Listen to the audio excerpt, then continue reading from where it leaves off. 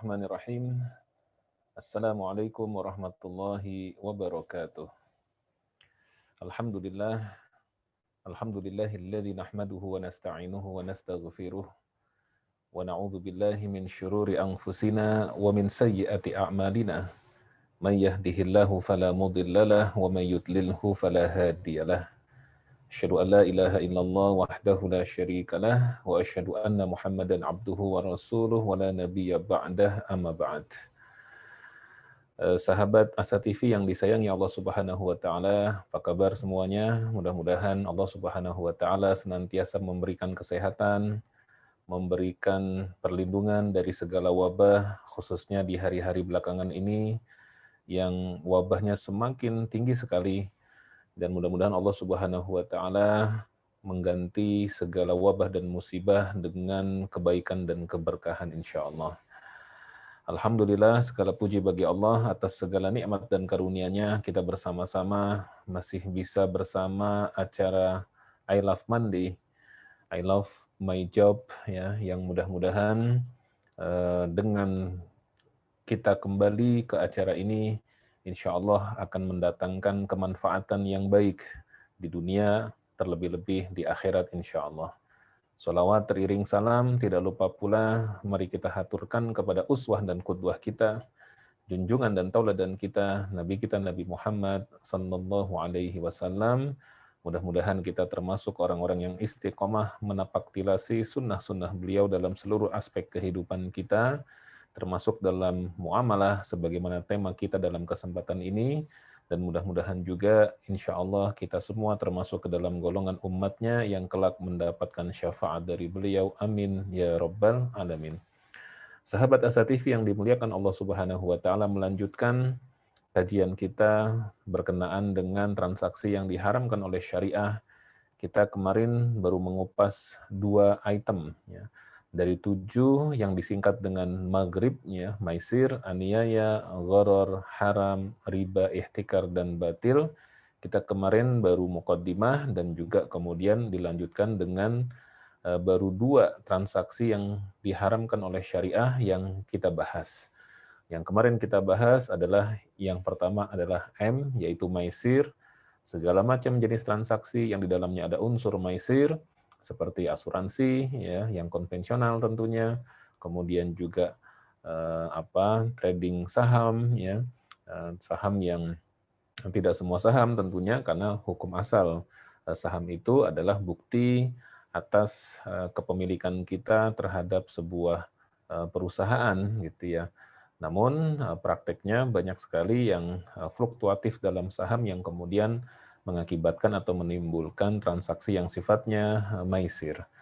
Juga beberapa permainan-permainan yang ada di mall seperti yang ada di Amazon, Time Zone, ya, dan juga sejenisnya, bahkan kadang-kadang permainan-permainan yang ada di minimarket yang ada di dekat rumah kita, ya, seperti yang dicontohkan kemarin, ya, boneka yang diambil dengan alat tertentu dalam sebuah box, ya, di dekat minimarket, yang kemudian untuk mengambil itu kita memasukkan koin mungkin Rp3.000, ya, atau lebih atau kurang. Lantas kemudian kalau kita bisa mengoperasikan tempat untuk mengambilnya ataupun alat untuk mengambil boneka tersebut dan kita berhasil mengambilnya, maka kita mendapatkan hadiah boneka yang harganya jauh di atas Rp3.000, ya, mungkin sekitar 70.000 dan seterusnya. Padahal kita hanya memasukkan koin Rp3.000. Tapi sebaliknya kalau kita tidak bisa mengoperasikannya, dan kebanyakan memang tidak bisa, maka Rp3.000 kita hilang. Ya, ini adalah permainan yang mengandung unsur maisir, ya, dan juga tentu banyak permainan-permainan yang lain yang kemarin sudah kita bahas. Mungkin nanti kalau sahabat Asa TV ingin mendengar lebih lanjut bisa mengklik, ya, link yang kemarin sudah kita bahas bersama-sama. Dan kemudian yang kedua kemarin yang sudah kita bahas, pertama adalah maisir dan yang kedua adalah aniaya. Itu segala jenis transaksi yang ada unsur aniaya di dalamnya. Baik aniaya dari sisi proses transaksinya maupun aniaya dari sisi objeknya, ya, bisa dalam aniaya dalam harganya, Ya, kita harusnya membayar 100.000 tetapi dimanipulatif oleh si penjual sehingga kita membayarnya menjadi 300.000 misalnya. Maka 200.000 selisihnya itu adalah aniaya yang dilakukan oleh si penjual kepada kita. Ya, harusnya kita bayar 100.000, kita jadi membayar 300.000. Dia menganiaya kita secara saman, secara harga. Ya, dan ini banyak praktek terjadi, ya, manipulatif harga dengan memarkup harga sedemikian rupa. Dan di antara contohnya di zaman jahiliyah ada namanya bay'un najashi, jual beli, di mana prakteknya seorang penjual memanggil beberapa temannya supaya pura-pura menawar barang dagangannya dengan harga yang tinggi. Sehingga diharapkan kalau ada nanti pembeli yang datang, maka pembeli tersebut terkontaminasi dengan tawaran fiktif dari teman-teman si penjual, ya, lantas dia membeli dengan harga yang sangat tinggi. Dan praktik seperti ini juga sering terjadi di pasar-pasar malam, ya, di kaki lima dan seterusnya, yang seharusnya misalnya harganya 100.000 tetapi dengan manipulatif sedemikian rupa sehingga si pembeli yang hakiki dia membelinya dengan harga 300.000. Dia terzalimi dari sisi samannya. Ada juga yang terzalimi dari sisi barang dagangannya itu sendiri, kualitasnya gitu ya. Sampelnya itu manis ya, gambar fotonya itu bagus dan indah, tetapi begitu datang barangnya tidak sesuai dengan apa yang ada di foto ya.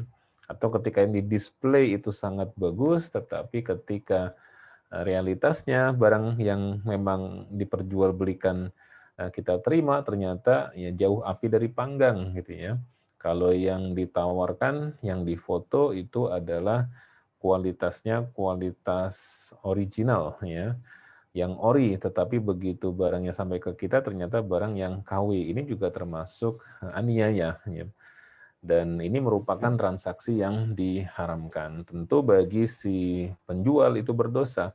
Tapi bagi kita si pembeli yang tidak tahu dan kita yang teraniaya, ya maka kita tidak berdosa. Ya.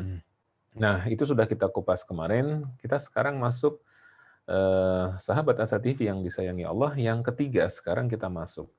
Nah, sebagaimana urutannya adalah ada 7 transaksi yang diharamkan, maisir, aniaya, gharar, haram, riba, ihtikar, dan batil. Yang kemarin M, maisir, yang kedua aniaya, sekarang kita masuk yang ketiga, G, gharar. Ya, mudah-mudahan di layar juga sudah bisa dilihat. Gharar ini, sahabat Asa TV yang disayangi Allah, gharar ini secara umum artinya itu adalah sesuatu yang tidak diketahui, itu arti umumnya. Ya. Meskipun ada arti khusus, ya, bahwa gharar itu berasal dari ataupun bermakna khotar. Khotar itu artinya adalah resiko, mengandung resiko. Yang resikonya itu bisa menguntungkan, bisa merugikan. Ya, atau resikonya itu kalau jual beli barangnya bisa ada atau barangnya bisa tidak ada. Atau barangnya bisa baik atau barangnya tidak baik. Atau dengan bahasa yang lain, gharar itu artinya ketidakjelasan, samar. Ya, sehingga ketika kita melakukan transaksi jual beli, yang barangnya itu masih abu-abu, ya. Jual beli misalnya ya mobil second gitu ya. Tetapi kita tidak melihat wujud mobilnya seperti apa. Karena tentu barang second dengan barang yang baru berbeda. Kalau mobil baru misalnya ya merek A ya, kita tidak usah menyebut merek di sini ya. Merek A gitu ya dengan mobil tipe sekian, sekian cc, warna ini keluar dari pabrikan baru sudah ada standarnya sama. Ya, ilustrasinya tidak mungkin saya beli mobil Honda yang keluar adalah Suzuki, gitu kan. Tidak mungkin saya beli Toyota yang keluar adalah misalnya Nissan, gitu ya. Itu kalau mobil baru sudah ada standarnya, sudah jelas, katalognya apanya, speknya segala macam sudah jelas. Nah, kalau mobil bekas walaupun awalnya dia jelas dan clear, tetapi cara penggunaan dan pemakaian orang itu tidak kita ketahui. Sehingga mobil bekas itu bervariatif. Ada yang kondisinya sangat bagus sekali, yang memilikinya itu perawatannya ekstra luar biasa ya. Bahkan mungkin banyak tambahan-tambahan yang tidak ada pada aslinya. Ya, joknya diganti dengan yang kulit, audionya diganti dengan yang lebih tinggi speknya gitu ya. Kemudian berbagai macam tambahan mesinnya juga segala macam ada tambahan-tambahannya. Ya, dan kondisinya bagus gitu. Tetapi bisa juga kondisinya ya standar, ya, pemakaiannya standar, perawatannya standar. Bisa juga kondisinya buruk, ya, bisa juga kondisinya sangat buruk atau bekas kecelakaan, bekas banjir dan lain sebagainya. Nah, oleh karena itu ketika jual beli mobil yang kita tidak melihat ya, bagaimana kondisi fisik mobil ini, hanya melihat fotonya sekilas gitu ya. Sementara foto banyak aplikasi yang bisa mengedit foto ya. Kemudian juga apa namanya, mungkin by phone atau by video juga bisa diedit sana sini. Yang intinya seharusnya ketika kita mau membeli kendaraan yang second, ya kita harus datang ke tempatnya, kemudian kita lihat, kita cek kondisi fisiknya, ya mungkin nomor mesin, nomor rangka, kemudian catnya masih ori atau tidak, suara mesinnya, kemudian joknya, audionya, AC-nya, dan lain sebagainya, baru kemudian setelah itu terjadi tawar-menawar dan misalnya deal di harga yang tertentu, kalau begitu clear. Tapi kalau kita tidak melihat, maka itu termasuk kategori transaksi yang mengandung unsur gharar. Nah, yang sering juga terjadi itu adalah jual beli hewan kurban ya. Kadang-kadang hewan kurban di beberapa apa namanya, penyedia layanan hewan kurban ya, termasuk kadang-kadang di masjid sekitar kita atau di yayasan dekat rumah kita atau di tempat-tempat tertentu, itu hanya menyampaikan hewan kurban misalnya harganya ya 3 juta rupiah ya, tanpa mendefinisikan ya kurbannya itu apa ya jenisnya. Kalau sudah ditentukan jenisnya sudah agak lumayan ya. Misalnya kambing atau domba atau sepertujuh sapi misalnya. Itu pun nanti harus didefinisikan lagi, kalau domba atau kambing itu yang ukuran berapa gitu. Ya, dan seterusnya. Jadi kadang-kadang yang timbangannya berapa. Jadi kadang-kadang tidak dijelaskan, hanya kambing kurban gitu kan. Sehingga pernah terjadi ya suatu ketika di malam takbiran Idul Adha ya, pengurus masjid komplain ketika dikirimin hewan kurban oleh si penjual kurban, ternyata yang dikirim kambingnya tidak layak untuk kurban. Kambingnya sangat-sangat minimalis ya. Dan akhirnya dikomplain dan dikembalikan, ditukar gitu ya. Jadi kira-kira seperti itu. Ya, jadi gharar itu artinya secara umum adalah ketidakjelasan terhadap apa yang ditransaksikan, baik objeknya, caranya, maupun harganya. Jadi kalau salah satunya ini ada yang tidak jelas, maka dia masuk gharar. Tidak jelas objeknya ya. Ini kambing apa kerbau gitu ya. Ini sapi atau kerbau ya. Ini kambing apa domba ya. Kalau tidak jelas, atau bahkan kadang-kadang ini ada apa enggak barangnya gitu ya. Kemudian caranya juga, tata cara penjual beliin juga enggak jelas. Atau bahkan kadang-kadang juga kualitas atau kuantitasnya enggak jelas. Ya, kemudian juga harganya tidak jelas. Nah, maka nanti akan kita kupas ya secara lebih detail apa itu gharar. Di dalam hadis Nabi Shallallahu Alaihi Wasallam melarang kita untuk melakukan praktek gharar ini. Ya, hadis riwayat Imam Muslim dari Abu Hurairah radhiyallahu an, beliau Nabi bersabda ya, atau maaf bukan Nabi bersabda, Abu Hurairah berkata ya, naha Rasulullah Shallallahu Alaihi Wasallam an bai'il hasah wa an bai'il gharar ya, bahwa Nabi Shallallahu Alaihi Wasallam melarang jual beli dengan cara melempar batu, dan beliau juga melarang jual beli yang mengandung unsur gharar. Nah, jual beli dengan cara melempar batu, bai'ul hasoh, di zaman jahiliyah ini terjadi, sahabat As-Satifi yang disayangi Allah Subhanahu wa taala, dengan beberapa bentuknya. Di antaranya adalah yang paling masyhur, jual beli tanah misalnya. Ya, ada seorang penjual tanah, mungkin tanahnya sangat luas, dan di zaman dahulu mungkin kepemilikan tanah juga tidak seperti sekarang yang rigid dan per meternya saja sudah sangat-sangat mahal. Mungkin dulu areanya luas, apalagi di gurun Sahara ya. Maka ada orang yang menjual tanah, saya jual tanah ini ya, misalnya 100 juta rupiah gitu. Ditanya berapa meter Pak ya, sejauh Bapak melempar batu. Jadi tidak ada ukurannya, 100 juta deal, udah deal 100 juta ya. Kemudian berapa meternya? Bapak lempar batu aja dari sini, dilempar sampai ke mana di tempat batu itu berhenti, maka sampai situ batasnya. Ya, sehingga tidak jelas. Ya, jadi inilah yang dimaksud dalam jual beli gharar. Objeknya nggak jelas.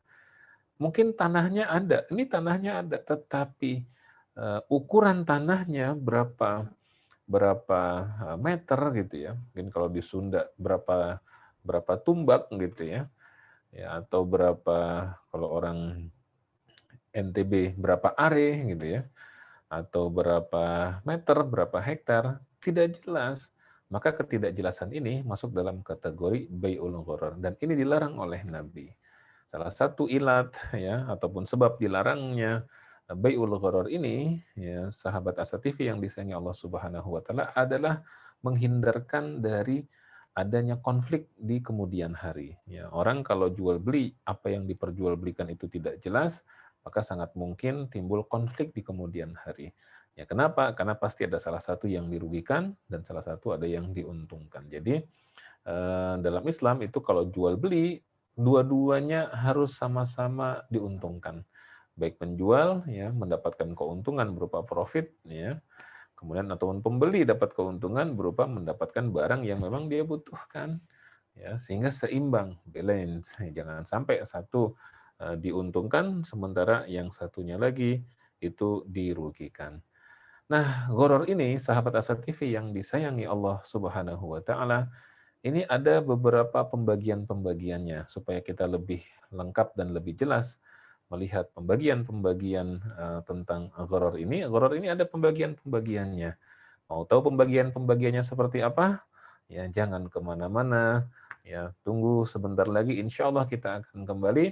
Kita saksikan setelah yang satu ini. Saat hari Senin tiba, banyak orang yang merasakan malas dan tidak bersemangat menjalaninya. Tapi sekarang tidak boleh lagi terjadi. Tonton saja I Love Monday di Asa TV Indonesia.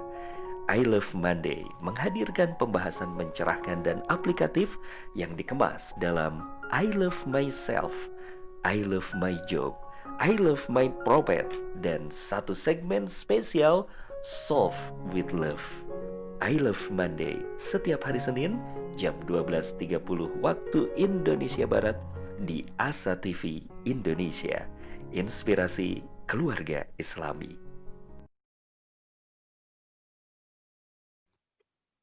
Bismillahirrahmanirrahim. Sahabat Asa TV yang disayangi Allah Subhanahu wa taala, masih dalam program I Like Monday ya. I love my job ya. Nah, kita sekarang mengupas tentang apa saja sih jenis-jenis transaksi yang masuk dalam kategori transaksi gharar yang dilarang. Jangan-jangan kita masih melakukan salah satu dari transaksi-transaksi ini. Nah, kalau kita mau tahu apa saja, perhatikan tayangan yang berikut ini.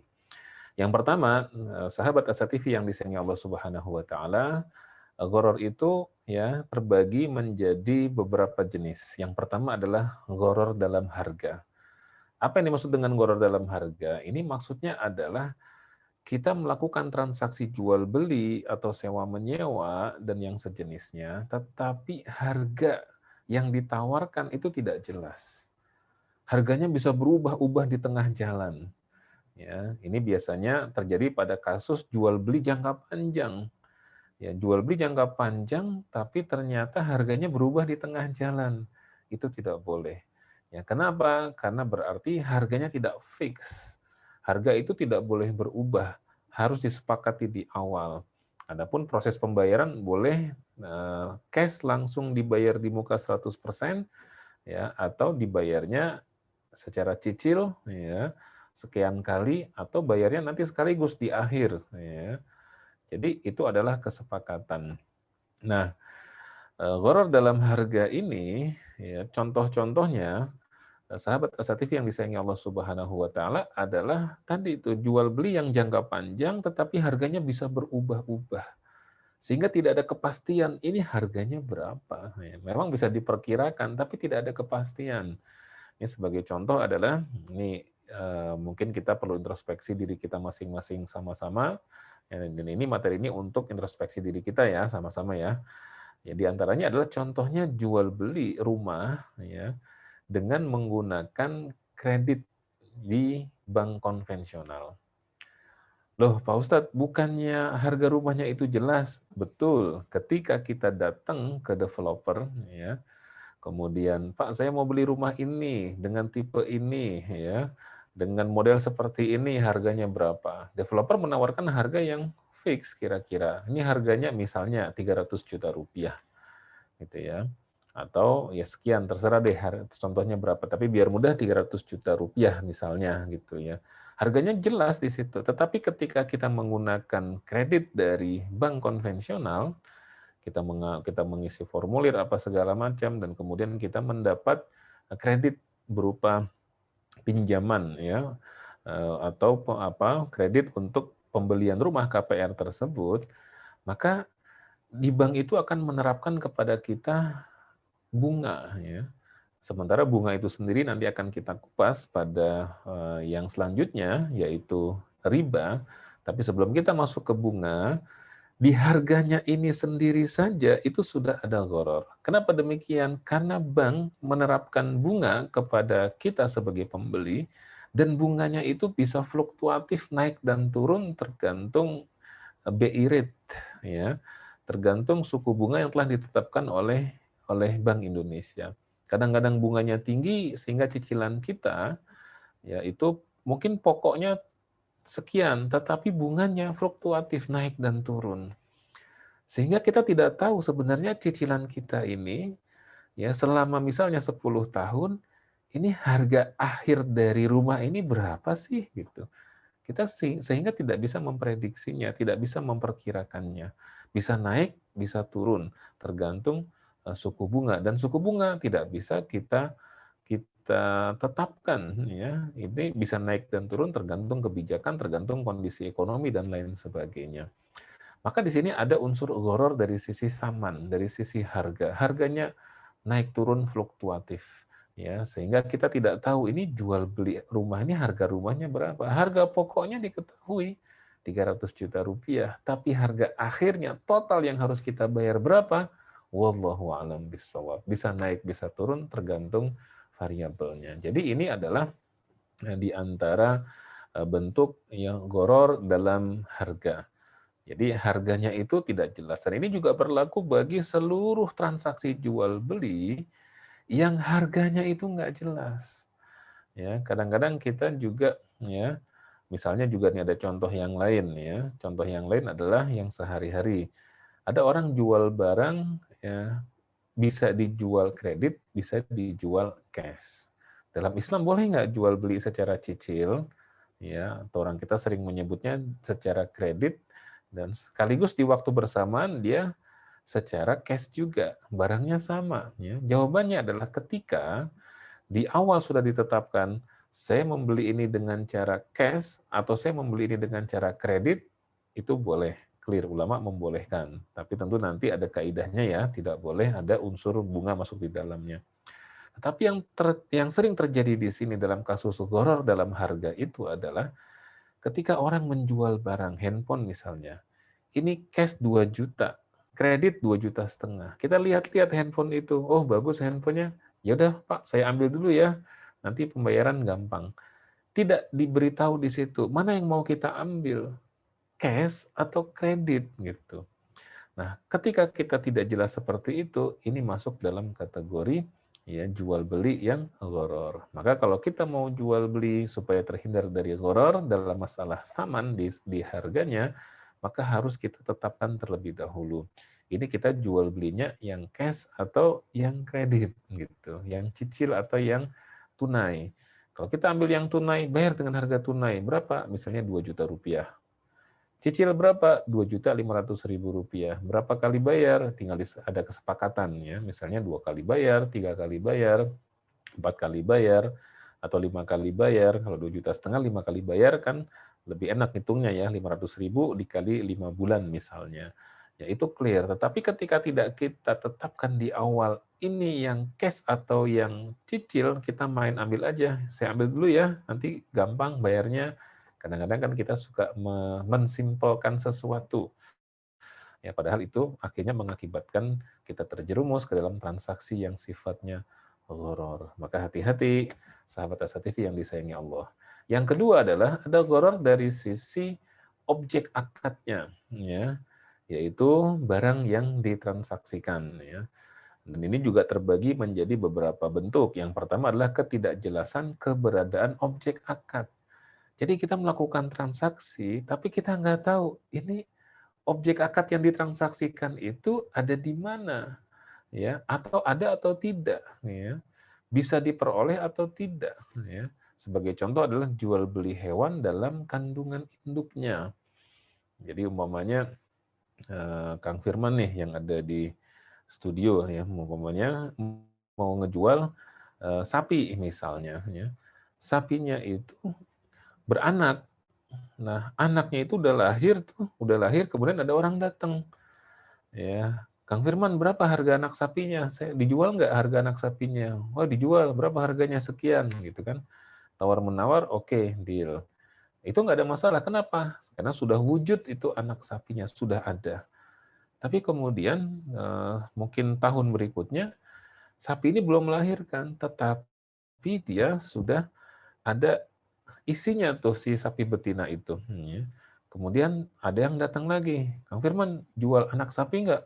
Jual sih, tapi belum lahir nih, masih ada dalam kandungan induknya. Ya udah deh saya beli deh gitu ya. Nah anak sapi ini belum keluar dari kandungan induknya, tapi ada nggak? Ada sih ya, tapi dia nggak jelas. Karena kita tidak tahu anak sapi itu nanti lahir dalam kondisi normal atau tidak, sehat atau tidak, bahkan hidup atau tidak, jantan atau betina, ya, warnanya apa, cacat atau tidak, dan lain sebagainya. Nah, mentransaksikan sesuatu yang belum jelas seperti ini masuk dalam kategori jual beli yang gharar, ya. Dan ini dilarang oleh Nabi Shallallahu Alaihi Wasallam. Bahkan di zaman jahiliyah dulu itu ada praktek jual beli di mana ya saya lupa istilahnya ya, yaitu yang diperjualbelikan itu adalah cucu dari hewan itu. Jadi hewan ini beranak saja belum, tapi yang diperjualbelikan adalah cucunya nanti. Itu mungkin maksudnya adalah investasi jangka panjang. Tapi transaksinya jual beli, barangnya tidak wujud, barangnya belum ada. Ya, maka ini masuk dalam kategori baik atau jual beli gharar. Nah, yang kedua adalah yang dari sisi objek akad itu ya ketidakjelasan dalam ukuran objek akad, ya. Ya, ukuran objek akad ini seperti tadi ya yang kita contohkan di awal, bai'ul hasoh, jual beli dengan lemparan batu. Ya, orang punya tanah sangat luas, saya jual 100 juta. Berapa meter, Kang? Ya, dia sejauh akan ngelempar batu aja tuh, sok mangga, ya. Diambil batu dilempar.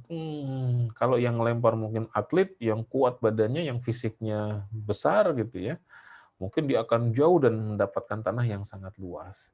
Tapi itu juga untung-untungan, mungkin ada faktor angin, faktor apa segala macam. Ya, tapi kalau yang membeli itu misalnya bapak-bapak sudah tua atau nenek-nenek sudah tua gitu ya, yang lempar batunya tidak kuat, mungkin tanahnya hanya sedikit saja. Ini adalah bai'ul hasoh yang ukurannya itu menjadi tidak jelas. Bai'ul hasoh ini membeli dengan lemparan batu ini juga terjadi bukan hanya pada jual beli tanah ya, tetapi di zaman jahiliyah sebagaimana juga dalam beberapa kitab syarah hadis disebutkan, salah satu bentuk jual beli hasoh itu adalah memilih barang ya dengan melempar batu atau melempar sesuatu sebagai media memilihnya. Contoh, jual beli baju, bajunya di display ya, di satu dinding ada 3, 4, 5 atau 6 baju. Nah, baju yang terbaik itu posisinya yang paling susah. Sementara baju yang mudah itu posisinya ada di depan gitu. Nah, kita dikasih berapa nih harga bajunya? Pokoknya 50.000 dapat satu baju misalnya begitu. Kita bayar 50.000 terus dikasih media apa batu atau alat untuk ngelempar, kita tinggal pilih mana nih yang mau kita pilih. Nah, baju mana yang terkena oleh lemparan batu kita ya, itu yang menjadi milik kita. Nah, ini masuk dalam kategori bai'ul gharar, jual beli dengan sistem gharar. Dan ini dilarang oleh Nabi. Dan ini kadang-kadang di masyarakat kita banyak. Saya ingat waktu masih kecil, zaman dulu banget, udah zaman dulu banget ya, karena kita udah generasi kolonial nih. Ya, kalau sekarang kan orang banyak generasi milenial ya. Jadi zaman dulu banget tuh ada abang-abang yang jualan mainan, dan di jualan mainan itu dia menyediakan permainan, yaitu dia menyediakan satu area gitu ya, satu area yang area itu kaca, tapi ada gambar-gambarnya. Nah, kita dikasih pistol-pistolan yang kalau kita tembak dia ada ujungnya yang bisa nempel di kaca tersebut, tek gitu.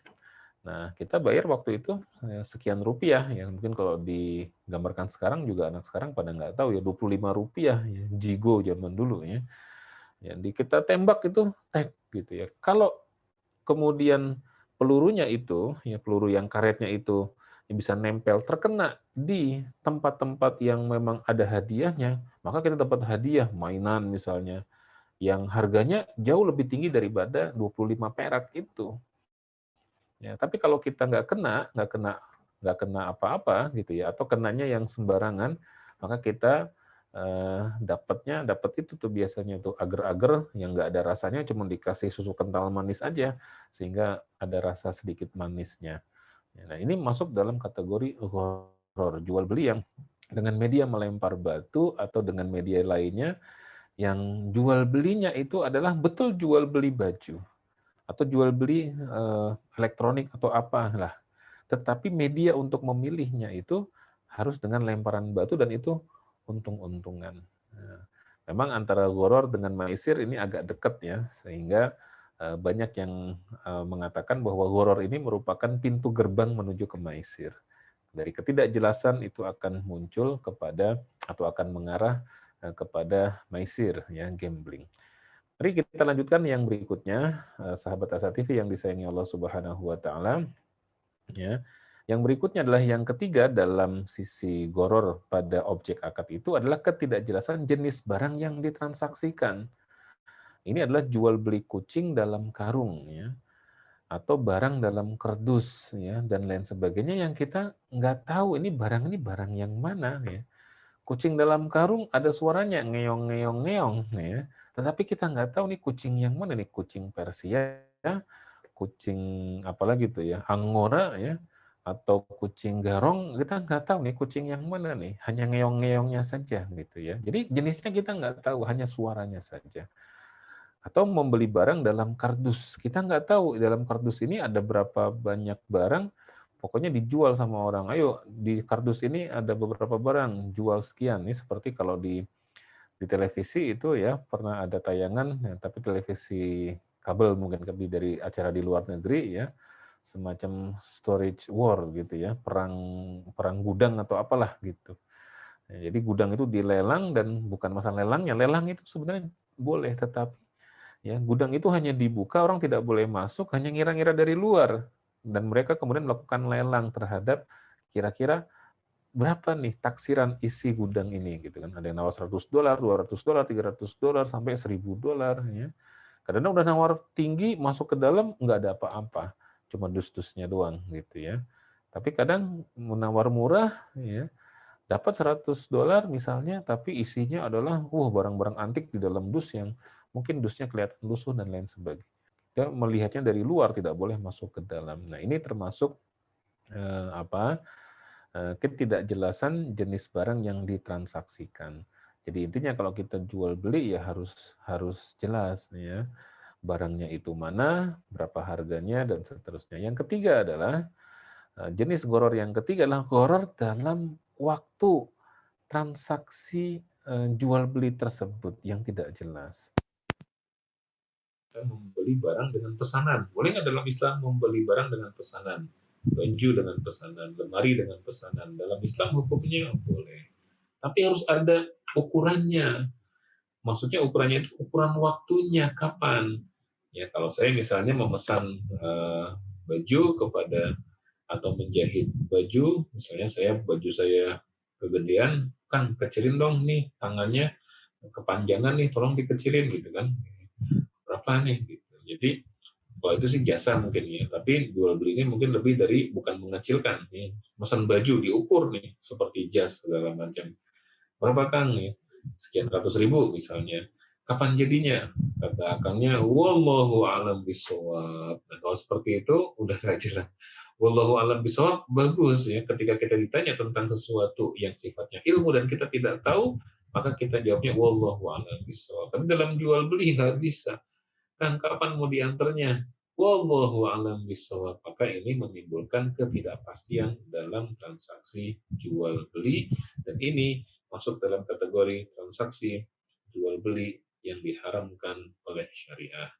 Sahabat ASA-TV yang disayang Allah Subhanahu wa taala, kita baru sampai ke gharar ya. Jadi transaksi gharar, transaksi yang diharamkan, maka hindari. Dan sekali lagi ada gharar dalam harga, harganya nggak jelas. Ada gharar dalam objek akad, objeknya nggak jelas, baik objeknya itu ada atau tidak ada ya. Kemudian juga objeknya itu tidak jelas dari sisi ya, ukurannya ya, kuantitasnya. Kemudian juga ketidakjelasan dari sisi barang yang ditransaksikannya. Ada beberapa jenis barang, tapi kita nggak tahu mana yang diambil, mana yang jadi milik kita, mana yang bukan. Dan yang ketiga tadi ya gharar dalam waktu-waktunya jadi nggak jelas. Maka transaksi yang seperti ini bisa menimbulkan kerugian, oleh karena itu dilarang oleh Nabi Shallallahu Alaihi Wasallam. Setelah gharar ya, maghrib, maisir, aniaya, gharar, haram. Nah, yang keempat insya Allah akan kita kupas setelah yang satu ini tentang transaksi yang diharamkan, yaitu transaksi yang mengandung unsur haram. Apa itu transaksi yang mengandung unsur haram? Kita akan simak dan saksikan setelah yang satu ini. Menuntut ilmu adalah sebuah jalan yang akan mengantarkan manusia pada kemuliaan. Dengan ilmu, manusia mendapatkan panduan untuk berpikir dan bertindak. Untuk itu, Asa TV Indonesia menghadirkan Pustaka Asa, sebuah ruang pembelajaran sistematis bersama para pakar di bidangnya. Quranic Study Series, Quranic Life, Prophet Manner, dan berbagai bidang keilmuan yang dibahas dengan cara menyenangkan. Pustaka Asa hadir setiap Sabtu jam 19.30 waktu Indonesia Barat, hanya di Asa TV Indonesia.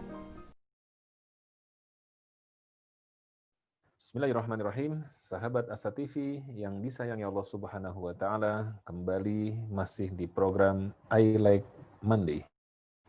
Ya, I love my job ya. Mudah-mudahan di hari Senin ini semakin semangat bekerja, semakin semangat berkreativitas, tapi tunggu dulu ya. Hati-hati juga, jangan sembarangan bertransaksi, hindari transaksi-transaksi yang diharamkan oleh syariah. Ada 7, maisir, aniaya, gharar, haram, riba, ihtikar, dan batil. Kita masuk yang keempat sekarang, transaksi yang haram. Maisir, M-nya, A-nya aniaya, G-nya gharar, yang keempat, H-nya adalah haram. Apa yang dimaksud dengan transaksi yang haram? Transaksi yang haram adalah transaksi yang objek yang kita transaksikan itu adalah objek yang haram. Karena dalam Islam itu sesuatu yang haram untuk dimakan, sesuatu yang haram untuk diminum, sesuatu yang haram untuk dimanfaatkan, maka pada prinsipnya dia haram untuk diperjualbelikan. Sebagai contoh minuman keras, ya, karena dia haram untuk dikonsumsi, maka haram pula untuk mentransaksikannya. Jadi tidak ada alasan, Pak Ustadz saya kan jualan aja, tetapi saya nggak minum, ya nggak minum minuman keras, kan boleh dong ya. Atau ada orang naudzubillah misalnya ya, dia jual beli daging babi, dia bisnisnya adalah jual beli daging babi misalnya, kan nggak boleh ya. Kenapa nggak boleh? Karena memang babi itu haram, tapi saya nggak makan dagingnya Pak Ustadz gitu ya. Saya hanya ngejualin aja, tetap hukumnya tidak boleh. Ya. Kemudian jual beli berhala, alat-alat kemusyrikan, ya, seperti simbol-simbol agama lain, ya, dan seterusnya. Yang menurut kita simbol-simbol itu adalah simbol untuk menyekutukan Allah Subhanahu Wa Taala, maka tidak boleh kita transaksikan. Demikian juga dengan alat-alat perjudian, ya, kemudian jasa prostitusi, naudzubillah, maupun produk-produk yang digunakan untuk perbuatan maksiat, ya, mungkin kartu-kartu judi, ya, atau alat-alat judi, ya, menjadi supplier alat-alat judi dan lain sebagainya, maka itu termasuk ke dalam kategori yang tidak diperbolehkan. Nah, ada sebuah kaidah ya yang menyatakan kepada kita ma'adda ilal haram fahuwa haram. Segala sesuatu yang mengantarkan kepada yang haram, maka hukumnya juga haram. Ya, sekali lagi ma'adda ilal haram fahuwa haram. Segala sesuatu yang mengantarkan kita kepada yang haram, maka hukumnya juga haram. Maka harus hati-hati. Oke, mari kita lihat detailnya seperti apa ya transaksi yang haram itu. Yang pertama mari kita lihat barang yang haram untuk dimakan. Jadi semua barang atau semua makanan yang haram untuk dimakan, maka otomatis hukumnya haram untuk ditransaksikan dan diperjualbelikan. Ya, sebagai contoh tadi ya, jual beli daging babi. Yang seperti umpamanya ada orang yang menjadi supplier daging ke restoran-restoran yang ada di kotanya. Ya, karena restorannya itu umum ya.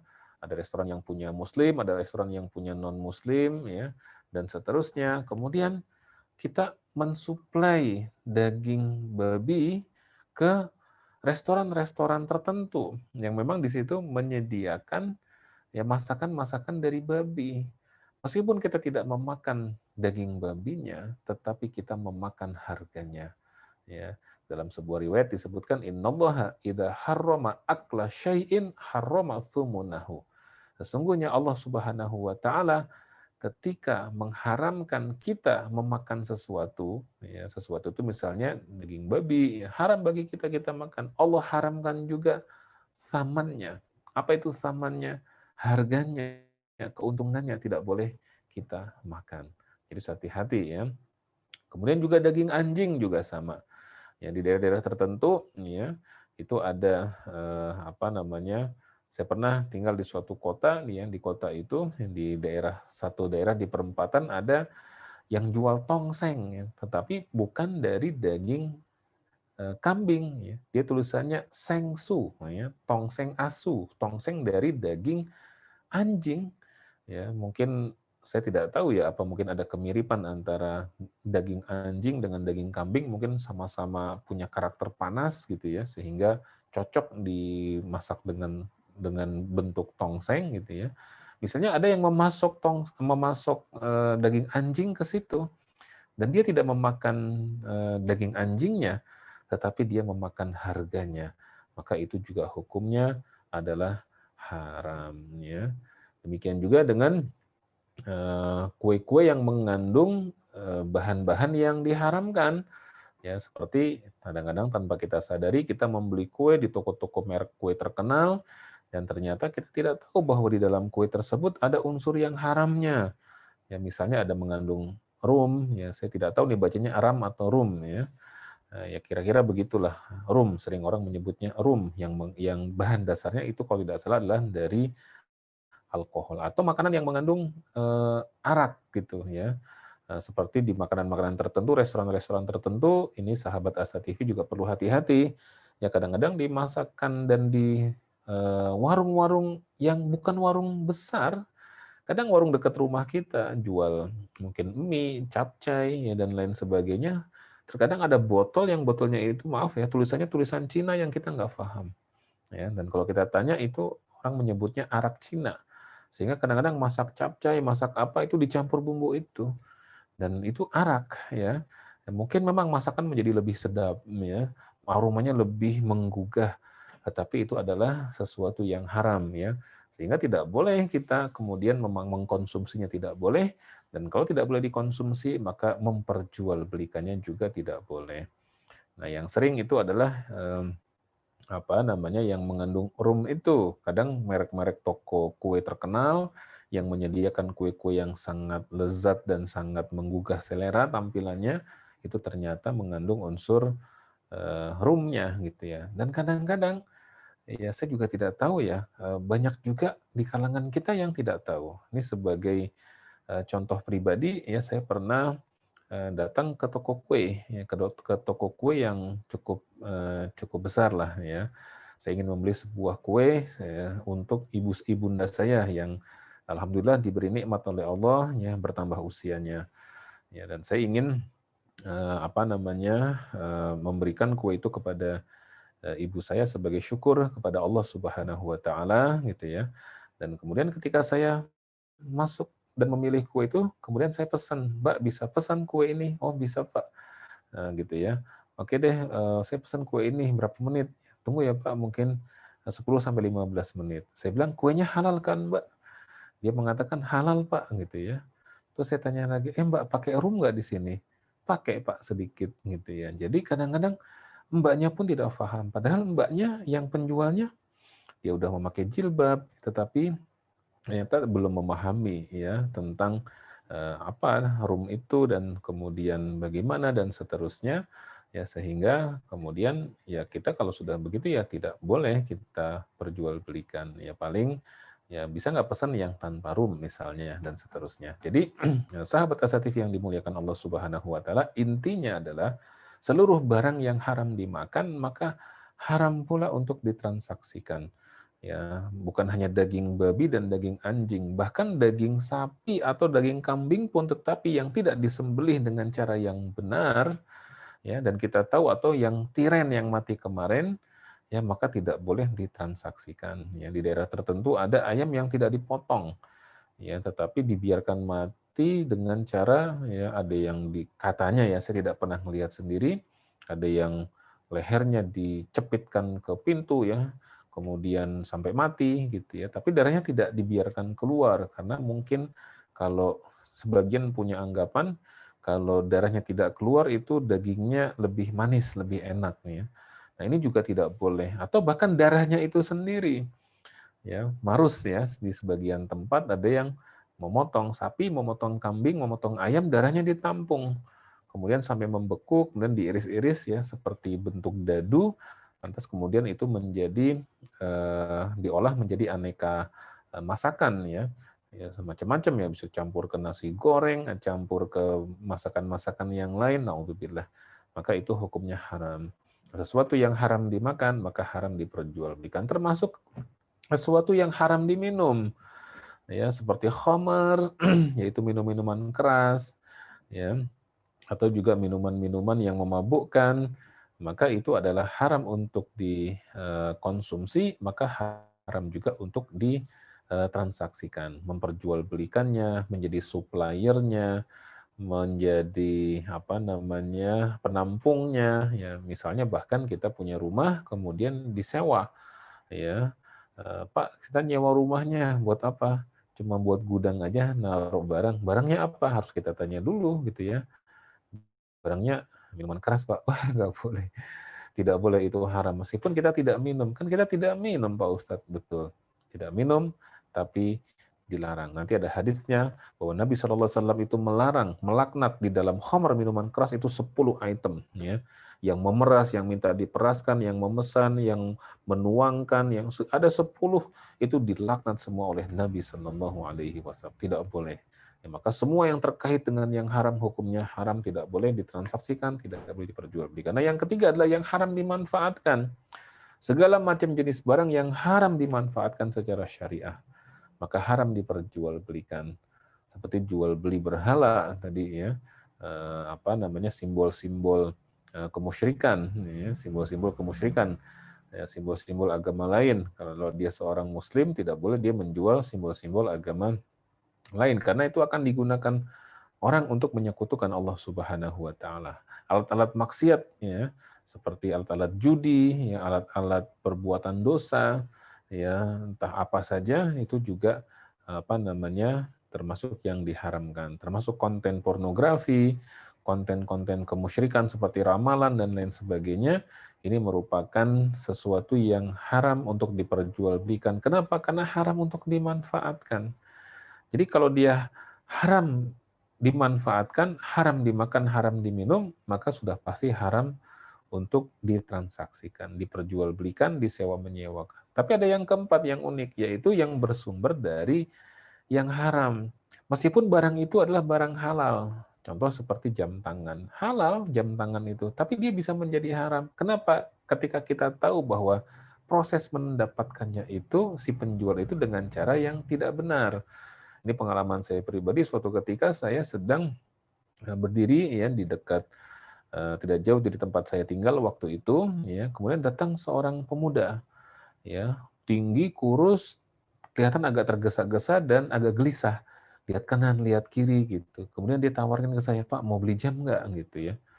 Dia menampakkan kepada saya jam tangan yang dalam kacamata saya, ya, dalam penglihatan saya jamnya ini bagus sekali, berwarna kuning keemasan, tapi tentunya bukan emas ya. Dan ketika saya pegang berbobot gitu, jamnya antep gitu, berat ya. Dan saya lihat ini jamnya jam mahal. Ya, dia menawarkan ke saya jual murah aja Pak gitu ya. Rp250.000 gitu ya. Menurut saya harga harga asli jam ini ya kalau asli ya itu jutaan harganya. Dan saya terus terang tertarik dengan jam ini. Saya ingin beli gitu dan uangnya ada waktu itu. Tetapi karena ngelihat gelagat si pemuda ini yang dia gelisah, lihat kanan, lihat kiri, saya khawatir. Jangan-jangan dia habis mencuri atau habis ngambil milik orang lain. Masih ada mereknya, masih ada ikatan talinya yang di situ tergambar mereknya gitu ya. Ya, dan masih baru gitu, masih baru dan kelihatannya barang yang ori. Ya, tetapi dan saya tertarik waktu itu, tetapi karena melihat si penjualnya gelisah dan seterusnya, saya khawatir si penjual ini adalah habis mencuri atau mengambil yang bukan menjadi miliknya dia. Kan dalam sebuah hadis Nabi bersabda kepada kita yang maknanya kurang lebih barang siapa yang membeli barang hasil curian, maka dosanya sama dengan dosa orang yang mencuri itu. Ya Allah, ya. Ini harus hati-hati nih kita. Ketika kita mau membeli sesuatu harus tahu sumbernya. Sumbernya dari mana nih? Nah, di daerah tertentu ada istilah pasar maling, ya. Kenapa disebut dengan pasar maling? Ya, karena di pasar itu barang-barangnya itu barang-barang orang habis mencuri milik orang lain dijual di situ, sehingga harganya sangat-sangat miring, ya.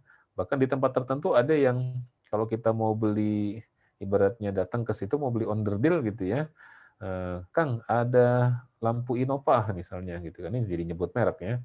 Ketika stoknya nggak ada, tunggu sebentar, 10 menit ya. Maka dia nyuruh anak buahnya untuk mencuri lampu mobil yang dimaksud yang punya orang lain gitu.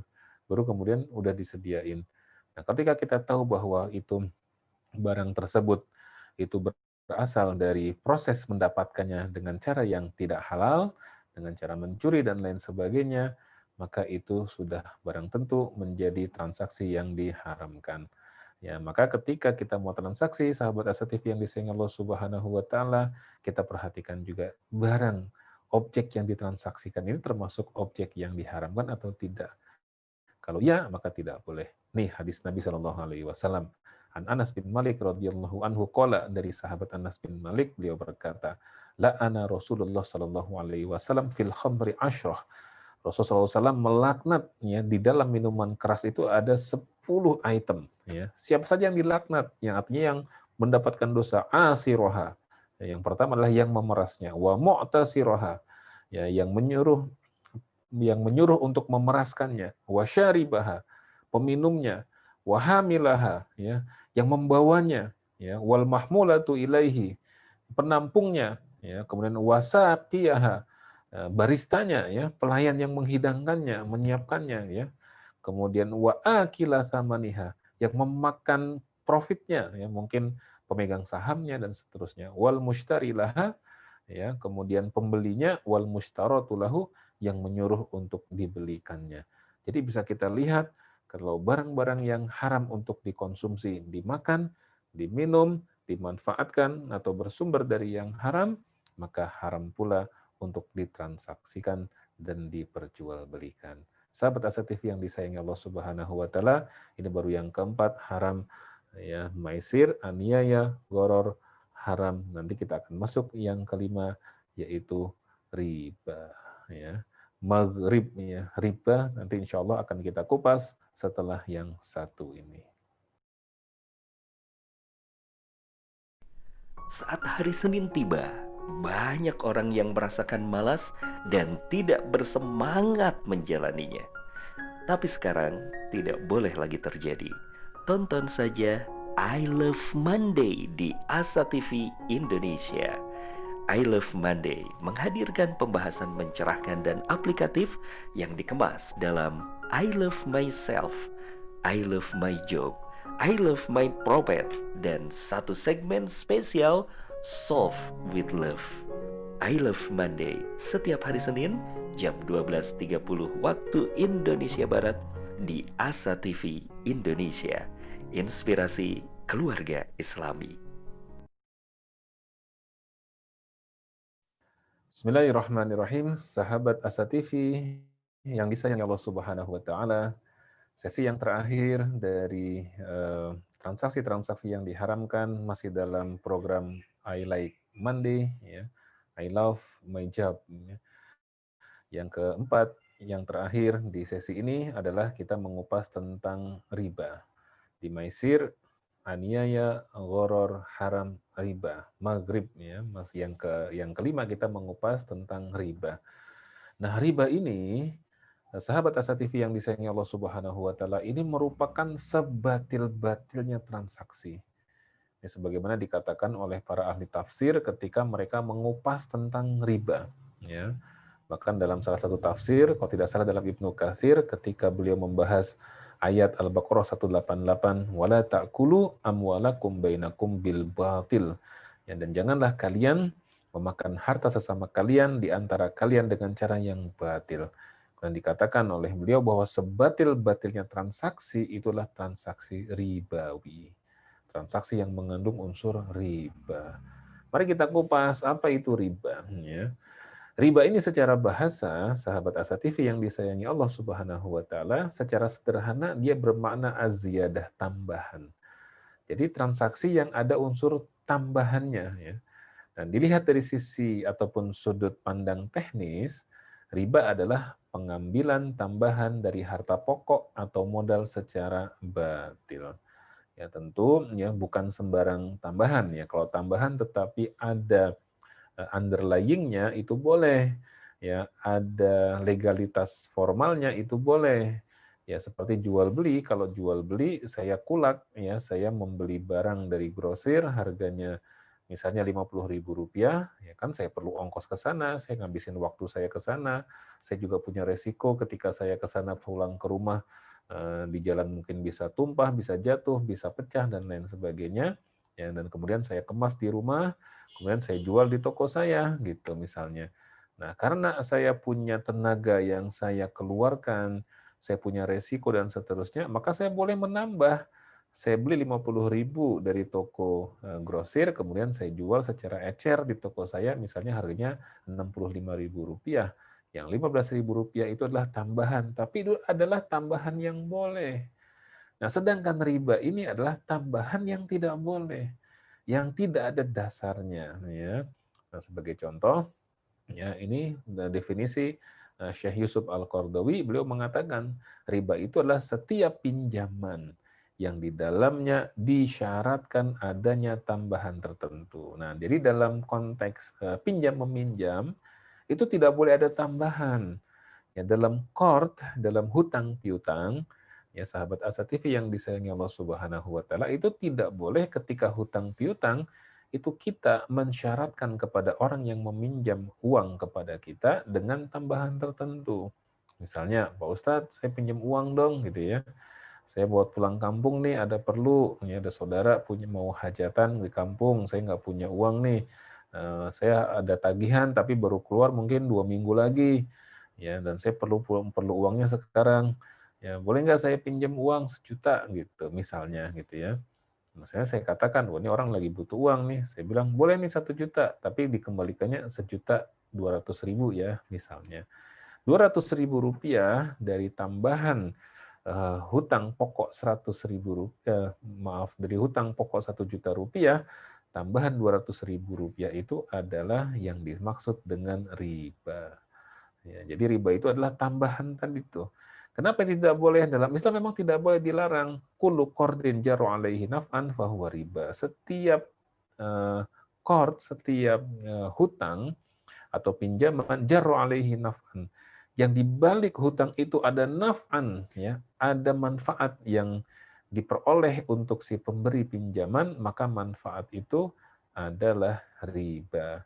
Baik manfaatnya berupa ya ada pertambahan nilai, ya ataupun manfaatnya dengan menggunakan fasilitas-fasilitas tertentu milik si orang yang berhutang kepada kita. Ini dalam kasus misalnya orang yang berhutang itu menggadaikan barang miliknya, seperti menggadaikan sepeda motornya. Ya, Pak Ustadz, punten pinjem uangnya 1 juta ya. Ini saya gadaikan motor saya nih gitu. Nah, ketika motornya digadaikan ke kita jadi jaminan, kita kasih dia uang 1 juta, motornya tiap hari kita pakai itu. Berangkat ke kantor, pulang ke rumah, ngantar anak sekolah, bahkan kita sewain ke tukang ojek misalnya. Ya, dan kita mendapatkan manfaat, tidak kita sewakan pun kita mendapatkan manfaat dari motor tersebut setiap hari. Maka memanfaatkan motor itu adalah riba. Jadi riba itu bentuknya tidak harus berupa benefit dari sisi finansial, ya, dari sisi tambahan uang. 1 juta pinjam, ya, kembalikan 1.200.000, ya. 200.000 itu riba, iya. Tetapi bukan hanya 200.000 itu yang riba. Ya, memanfaatkan aset milik orang yang meminjam uang kepada kita itu juga riba.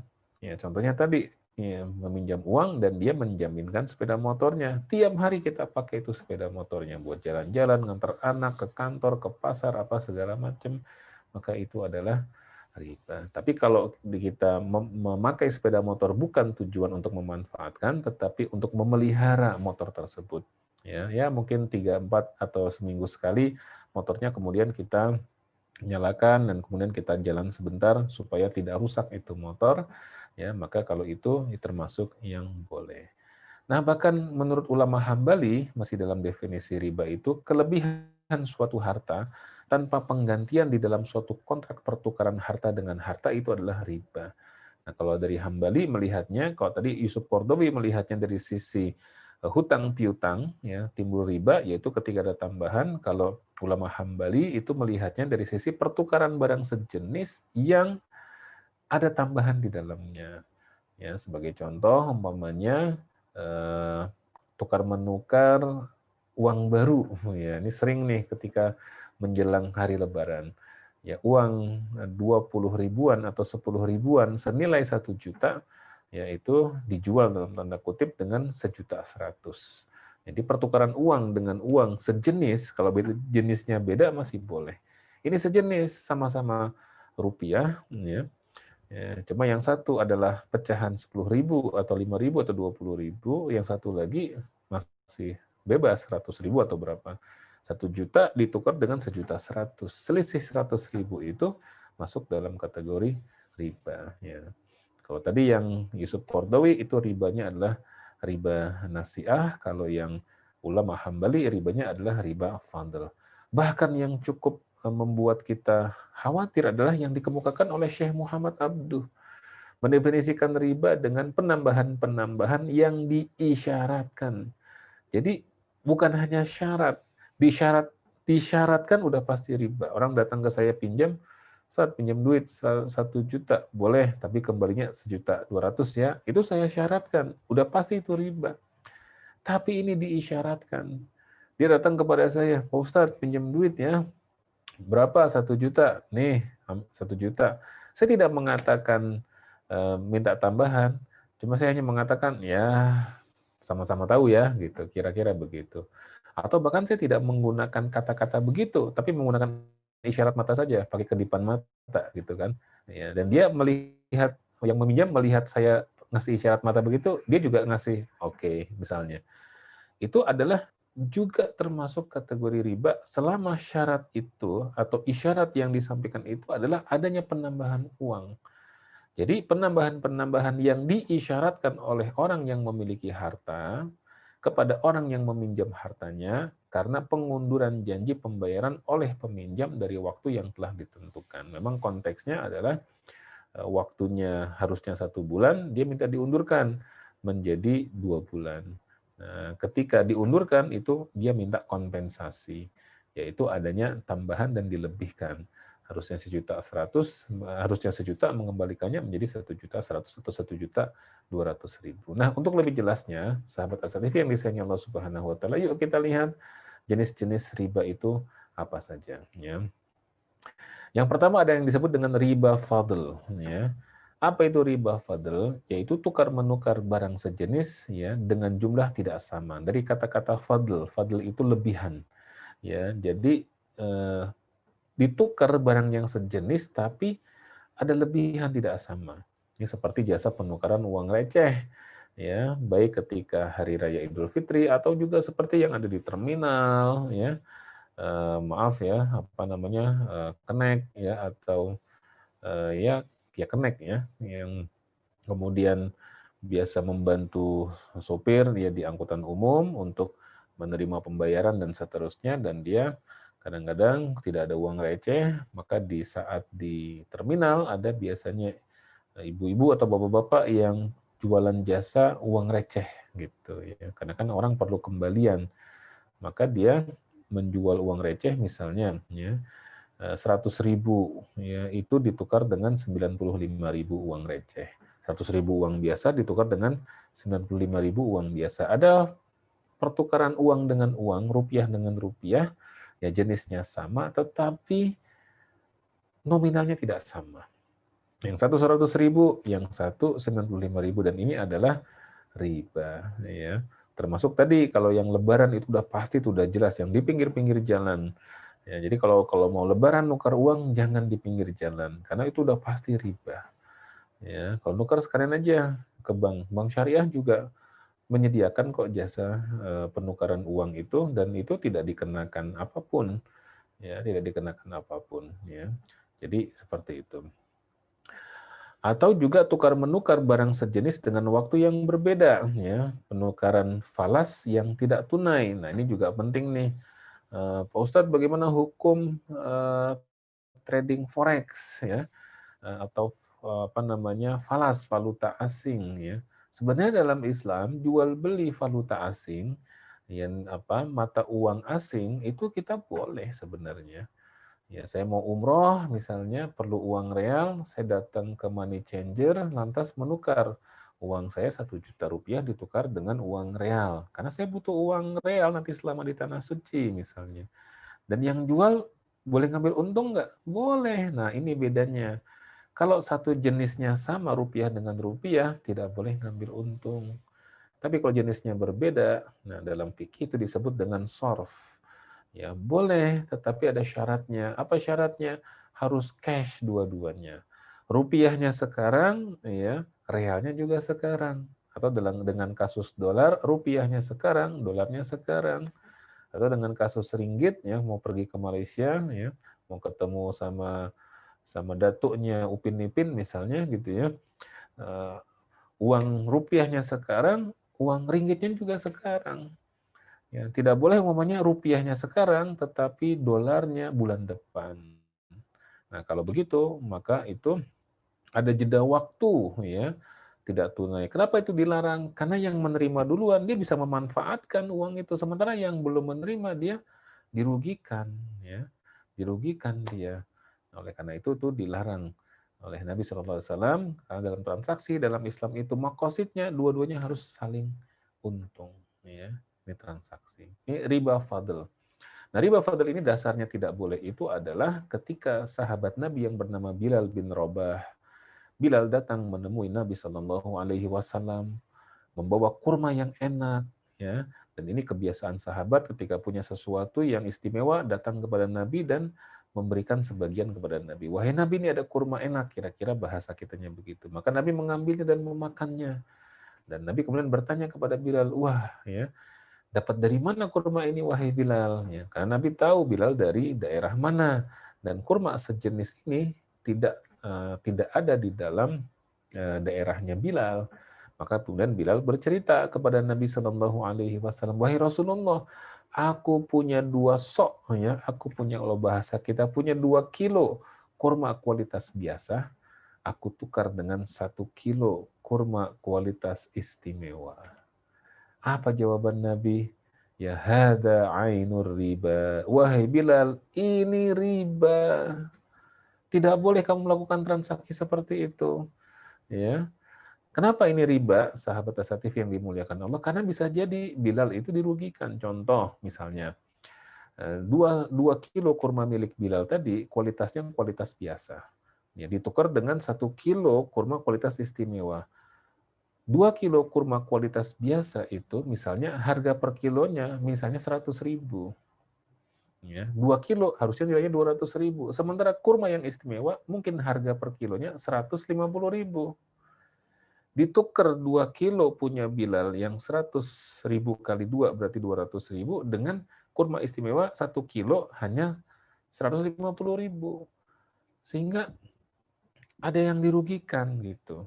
Maka kata Nabi kepada Bilal, ya, caranya adalah jual dulu kurmamu itu. Ya, jual dulu kurma yang kualitas biasa tadi 2 kilo itu, katakanlah 1 kilonya 100.000 kali 2 berarti 200.000. Setelah itu beli kurma yang kualitas istimewa 150.000 sehingga tidak ada yang dirugikan gitu. Jadi transaksinya kira-kira seperti itu. Nah, riba yang kedua namanya adalah riba nasi'ah. Nah, riba nasi'ah ini contohnya adalah diantaranya hutang berbunga. Ya, nah, contoh seperti kalau kita, nah ini juga hati-hati nih buat para sahabat Asa TV yang punya kartu kredit, ya kalau bisa kartu kreditnya udah dibalikin aja atau digunting aja ya. Kalaupun mau pakai kartu kreditnya yang syariah saja. Di beberapa bank syariah sudah menyediakan layanan kartu kredit ya tanpa bunga. Loh nanti nggak ada bunganya, nggak ada. Yang ada adalah annual fee ya, jasa atau biaya jasa. Ada annual fee, ada monthly fee ya. Karena kita sebagai, jadi konsepnya adalah bank penerbit kartu kredit itu ya memberikan kartu itu kepada kita, dan ketika kartu itu sudah kita miliki dengan term and condition yang disepakati, maka berarti kita mendapat fasilitas. Nah, fasilitas bisa fasilitas belanja, bisa fasilitas penggunaan segala macam, bahkan di airport kadang-kadang ada lounge dan lain sebagainya. Atas fasilitas yang diberikan itu kita dikenakan fee atau dikenakan biaya jasa. Dan itu dalam Islam jasa itu hukumnya boleh ya.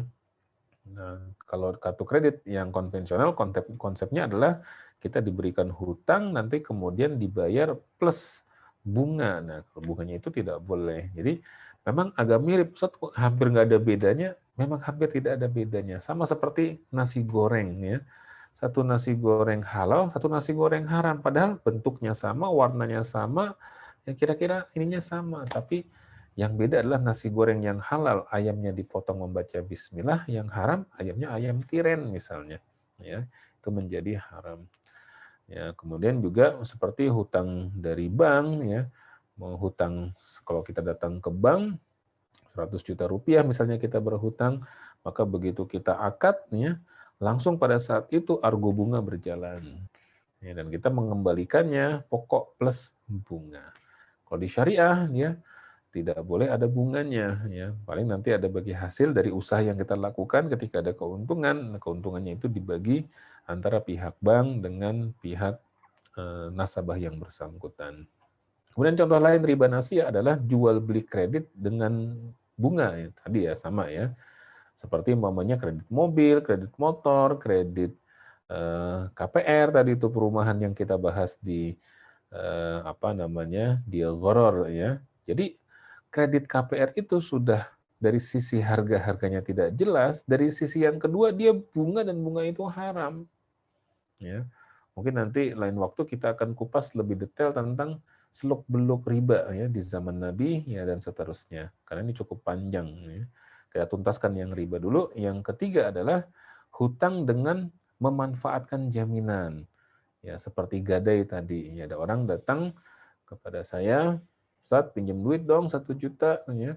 Saya bakal pulang kampung ya. Ini saya gadaikan di motor saya. Nah, kemudian saya kasih uang 1 juta, motornya saya gunakan buat muter-muter, buat apa segala macam. Maka memanfaatkan motor milik orang yang berhutang itu adalah riba. Bahkan kalau di kampung bukan hanya motor, kadang-kadang sawah yang digadaikan. Mau ngawinin anak, mau apa segala macam, gadein 10 juta. Kita kasih pinjaman 10 juta, sawahnya digadaikan ke kita. Maka nanti hasil panennya apa segala macam jadi milik kita. Ya, maka berarti kita mendatangkan atau memanfaatkan mendapatkan manfaat dari hutang yang kita berikan. Jadi konsep dalam Islam, kalau hutang itu ya harus sama, tidak boleh lebih, tidak boleh kurang. Hutang 1 juta, balikin 1 juta. Hutang 2 juta, balikin 2 juta. Maka hutang 1 juta dibalikin 1,5 juta, atau hutang 1 juta dibalikin 1 juta plus ya, mangga 5 kilo misalnya ya. Kang pinjam duit 1 juta nih, 1 juta. Nanti saya dikembaliin 1 juta plus 5 kilo mangga ya. 5 kilo mangga itu riba. Gitu. Atau memanfaatkan barang jaminan itu juga riba. Ya, dan riba ini termasuk dalam kategori dosa. Nah, sahabat Asa TV yang dimuliakan Allah Subhanahu wa taala, ya rasanya mungkin kita sudahi dulu pertemuan kita dalam kesempatan ini. Insya Allah nanti akan kita kupas lagi ya berkenaan dengan ihtikar dan batil ya. Transaksi yang diharamkan oleh syariah yang lainnya yang akan kita kupas yaitu ihtikar, penimbunan atau monopoli ya. Dan yang terakhir nanti adalah batil. Yang tadi kita kupas baru maisir ya, yaitu gambling, judi, yang kedua aniaya, zulmun ya, yang ketiga gharar ya, ketidakjelasan, kemudian haram, haram itu adalah mentransaksikan barang-barang yang diharamkan untuk dimakan, diminum atau dimanfaatkan, dan yang kelima yang kita kupas adalah tentang masalah riba. Insya Allah nanti kalau ada umur ya kita akan kupas di selanjutnya ihtikar yang keenam dan yang terakhir adalah batil. Mudah-mudahan ada manfaatnya dan mari kita hindarkan transaksi-transaksi yang diharamkan ini karena insya Allah kalau kita menghindarkan transaksi yang diharamkan Allah Subhanahu wa taala akan memberikan keberkahan kepada kita. Mudah-mudahan semua ya rizki sahabat Asa TV dimudahkan dan diberkahkan oleh Allah Subhanahu wa taala menjadi rizki yang manfaat untuk dunia dan akhirat. Sukses semuanya, berkah semuanya. Wallahu a'lam bishawab. Assalamualaikum warahmatullahi wabarakatuh.